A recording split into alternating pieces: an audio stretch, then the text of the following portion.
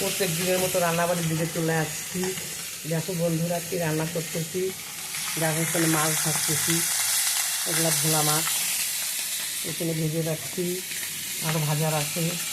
আর এই চাপলা মাছ আছে 4টা ভাজা খাওয়ার জন্য। আর ভোলা মাছ কাঁচা লঙ্কা কালো জিরা ফোড়ন দিব, সরষা দিয়ে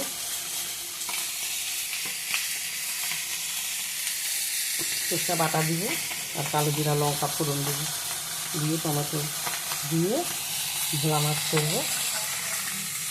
আর এদিকে দেখো কি রান্না করছি বন্ধুরা, এখানে করলাম থোর ভাজা, কেউ বলে টাটকা, আমরা বলি থোর। কালো জিরা শুকনো লঙ্কা ফোড়ন দিয়ে তেল বেশি করে দিয়ে ভাজা করলাম।